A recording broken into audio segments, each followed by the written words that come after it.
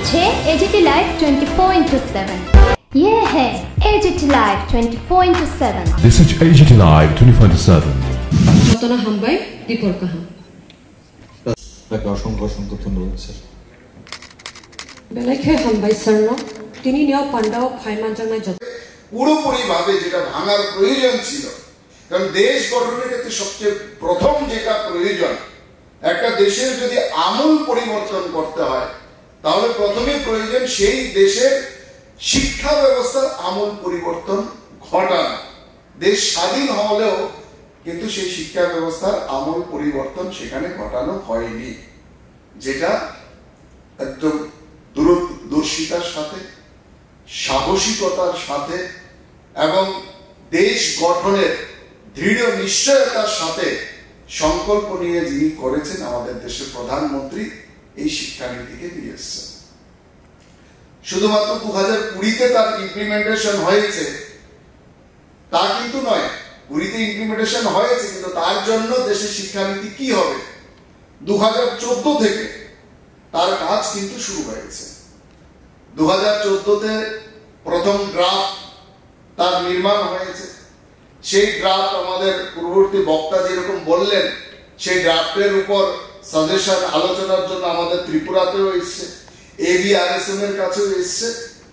শুধু তাই না, দেশের সমস্ত ইনস্টিটিউশন, দেশের সমস্ত শিক্ষার সাথে যুক্ত সমস্ত সামাজিক সংগঠন, সংস্থা, সবাইকে এরকম ভাবে দেওয়া হয়েছে তাদের সাজেশন দেওয়ার জন্য।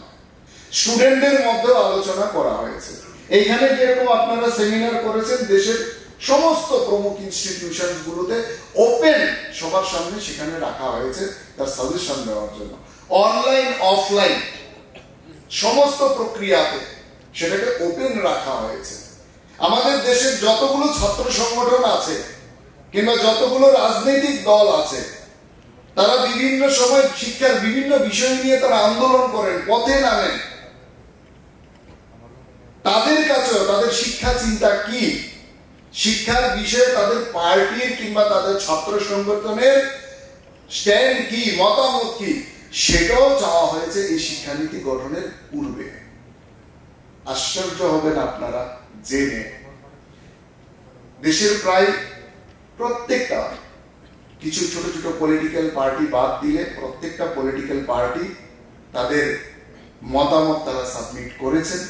প্রত্যেকটা ছাত্র সংগঠন শিক্ষা বর্তমান ভারতবর্ষে কি ধরনের শিক্ষা ব্যবস্থা লাগু করার প্রয়োজন তাদের মতামত তারা দিয়েছেন।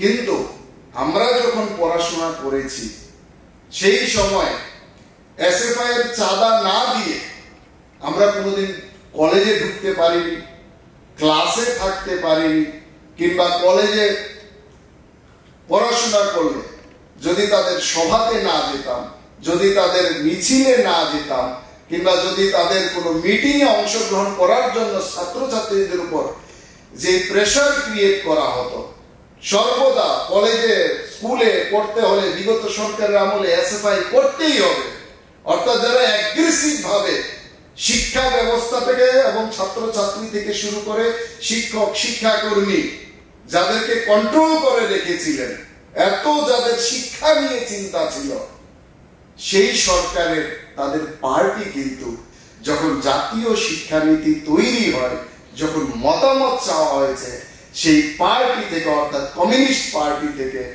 SFI থেকে একটাও অনলাইন এবং অফলাইন একটা সাজেশনও কিন্তু তাদের আসেনি, একটা সাজেশনও কিন্তু আসেনি। এটা হচ্ছে তাদের মুখোশ, শুধু রাজনীতি করার জন্য রাজনীতি করা।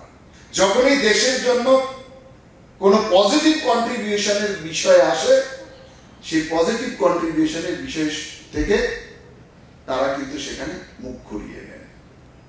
এইভাবে আমাদের এই শিক্ষানীতি আমাদের তৈরি হয়েছে আমাদের এই দেশের জন্য এবং আমাদের দেশকে আবার শিক্ষা ক্ষেত্রে বিশ্বগুরুর আসনে পৌঁছে দেওয়ার জন্য কিন্তু আমাদের এই জাতীয় শিক্ষানীতি আমাদের আনা হয়েছে। কত বছর পর? 34 বছর পর। এবং এই শিক্ষানীতির পূর্বে আমাদের দেশে আরেকটা পার্টি, বড় পার্টি যারা সরকার চালিয়েছেন, 54 বছর 123 দিন সরকার চালিয়েছেন এককভাবে। 54 বছর 123 দিন শাসন ক্ষমতা চালানোর পরও যে শিক্ষা ব্যবস্থাকে সর্বাধিক গুরুত্ব দেওয়ার কথা ছিল, সেই শিক্ষা ব্যবস্থায় জিডিপির কত পার্সেন্ট খরচা করতেন? মাত্র 1.7%। 1.7% জিডিপিতে শিক্ষা ব্যবস্থার জন্য জিডিপির 1.7% এত বছর খরচা হয়ে গেছে। আমাদের এই এনইপিতে আনার পর এখন কম্পালসারি জিডিপির 6%, 6% ব্যয় করতেই হবে আমাদের। এটা আমাদের এই নিউ এডুকেশন পলিসির মধ্যে সেটা আনা হয়েছে।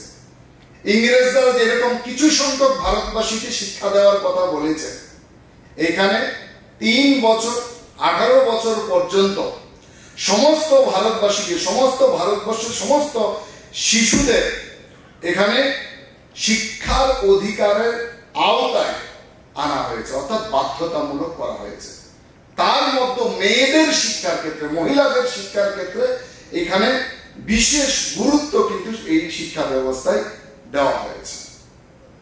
এই শিক্ষা ব্যবস্থার মূল বিষয় কি আছে? প্রাথমিক যে শিক্ষা ব্যবস্থা সেটাকে করা হয়েছে জনমুখী, অর্থাৎ প্রত্যেককে প্রাথমিক শিক্ষা ব্যবস্থার আওতায় নিয়ে আসতে হবে।